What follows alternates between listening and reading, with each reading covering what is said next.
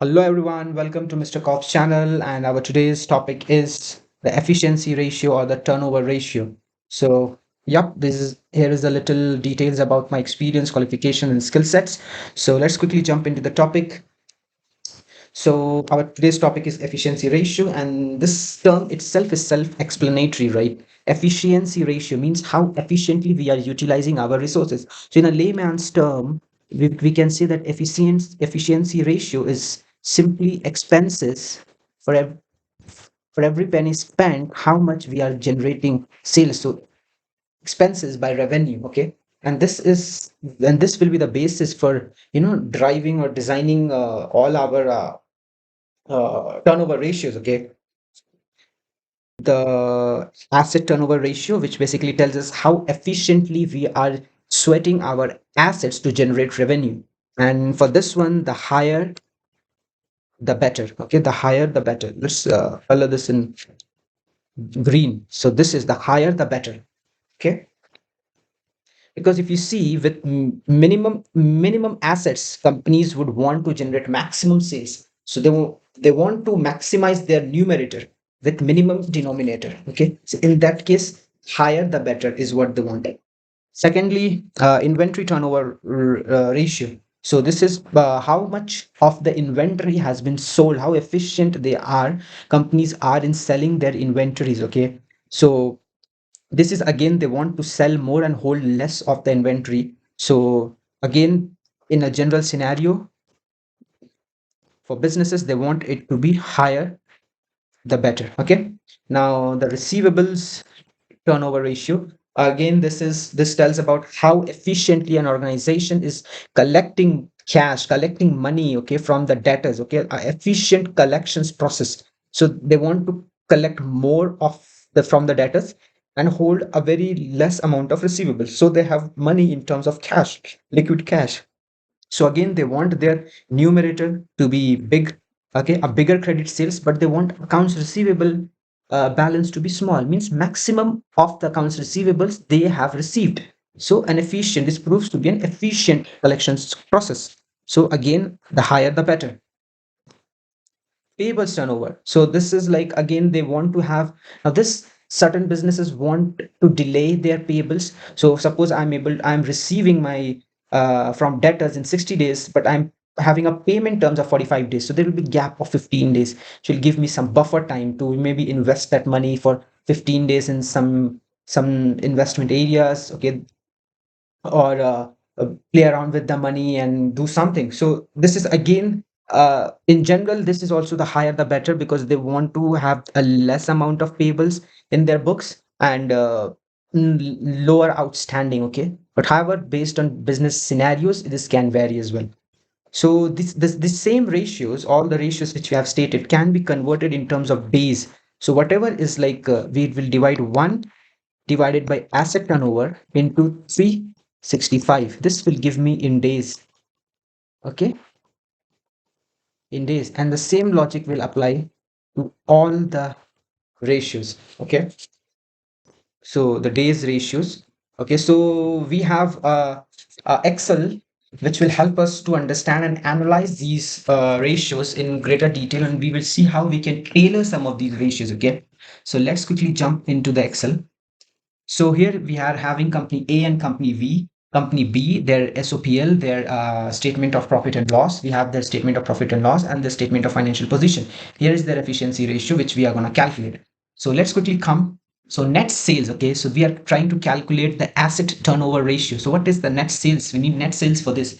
So if you see the revenue section, so here is the revenue section, okay. This is the whole revenue section. If you see, we have cash sales, we have credit sales, we also have discount allowed and sales return. So net sales means the money which we are expecting to receive, okay. So net sales will be sum of all of these, the cash we received, credit which we gonna receive, and the discount allowed and the sales return subtracted.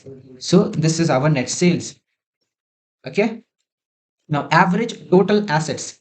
Now, what is the total asset for year 2022? So, total asset for company A 2022 is 1700.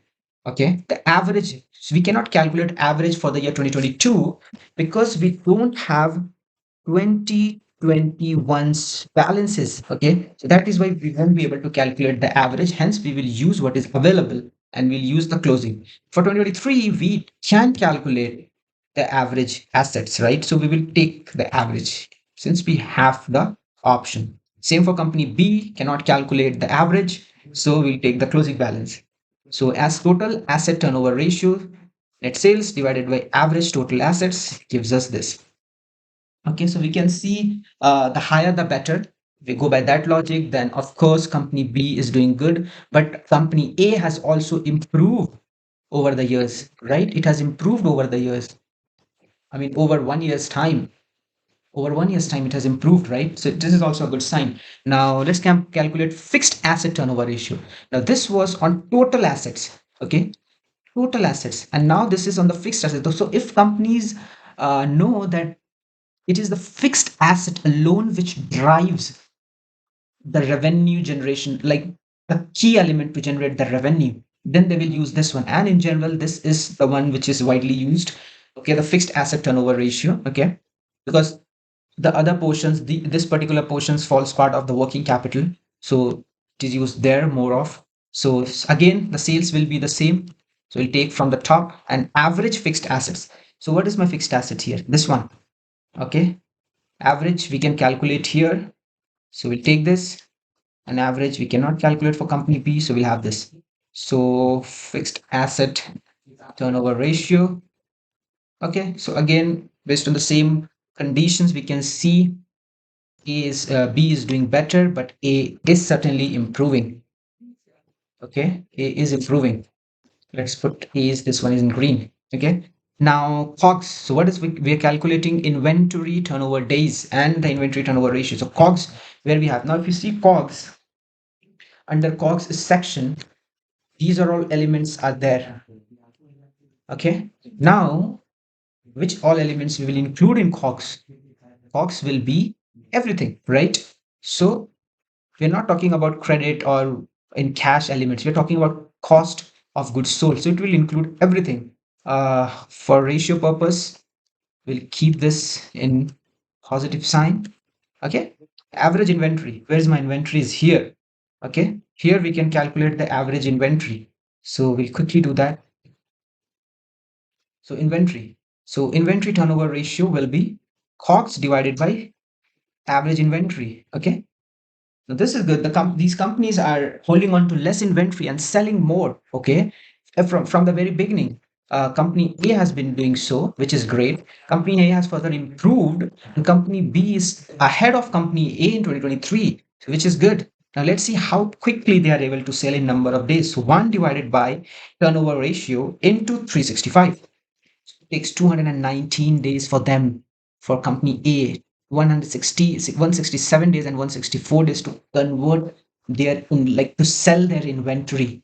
Okay, so which is still very high. Okay, still very high. So this is not good. So we were just seeing these numbers above here and above here, and we thought it to be good, but now we see this is more relatable for us to understand, and this is not good. Okay, because this has to come down to 60 days, 40 days, because if you're holding on to inventory for more than half of the year, it is significant. It raises concern. Okay, moving on to the next one, receivables turnover ratio. So net credit sales. Now net credit sales we need. Okay, so a sum of these elements. Okay, credit sales, but the returns, we are not sure whether the return is for credit related sales or for cash sales. In that case, what we can do, we can ignore it and we can just consider credit sales, and we can just give a note over here. Okay, we have considered that the sales return are actually related to cash sales. The discount allowed was, or if we see here, the discount allowed was provided because of the convenience we provided to our, because the convenience we received from our customers for getting paid upfront, so we allowed them discount. So this will for sure will be related to cash, and 90% of the time that is the case, and this we also assume to be related to cash sales. So we'll just stay to the credit portion which has been mentioned distinctly. Average receivables. So receivables, here we go. Average, we need to calculate average receivables. And since we don't have it, we'll take full. So again, these numbers are good. If we see how long they take to recover money, still long, still it is a lot. It takes 114 days, 106 days, 117 days. Now, if you see in terms of receiving cash, A has, one second, A has gone better than B here. Okay, is receiving cash fast, right?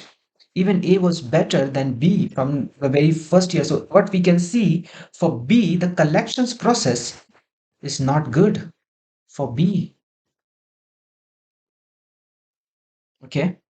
Now let's come to credit, net credit purchases. So for the purchases section we have the credit, and we can also see other direct costs are there, and these are on credit. So it means we need to include all the credit elements, and for formula's sake we'll have this as in positive. Average payables, so where is my payables here?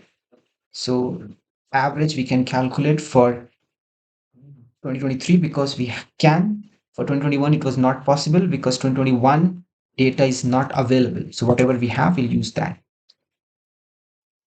So turnover, payables turnover ratio is this, and let's calculate in terms of days. 304 days, 278 days, and 260, a long, more almost a full year. They are taking 2 months less than a full year.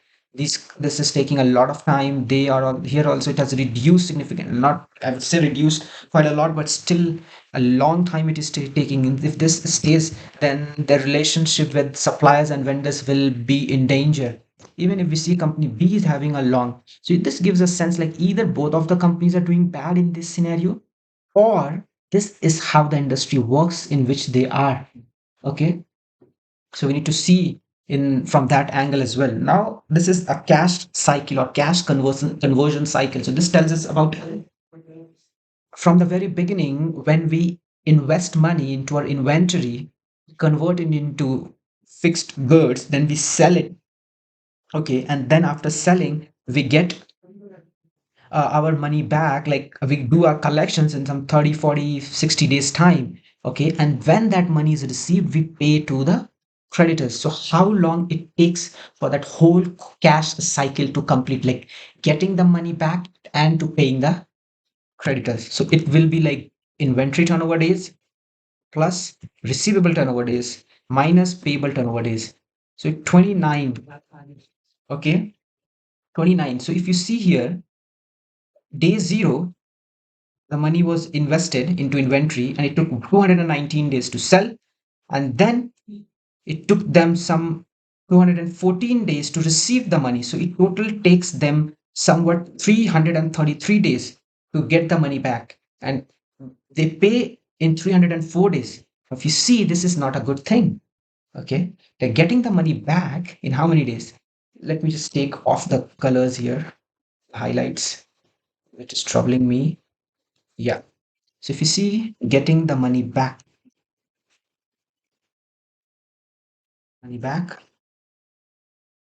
how long? This plus this. Okay. If you see 333 days they take to get the money back, and they are paying early. Okay, 29 days earlier than that. For this, the company needs to have sufficient cash, because until unless you get the money, how you're gonna pay? That becomes a challenge. Okay, so maybe they would have had some spare cash in hand.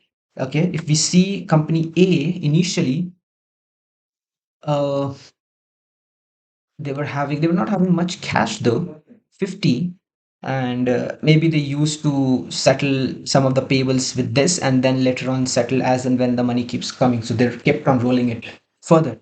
But later on 2023 they improved the scenario where it goes to negative. So a negative is still better. Okay, a negative is still better, where it can say you get the money, and this person, if this company in 2023 they get the money in 273 days, they hold it for 5 days and then they make the payment. Holding is still not advisable, but still you have the money, you're on a safer side, anytime you can pay.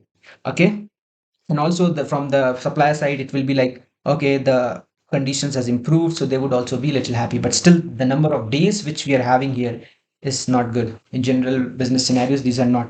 It has to be like the general terms are like 60 to 90 days, even less in some companies. The same over here, it should be 60 to 90 days, and this should be even less, maybe 15 to 45 days max to max.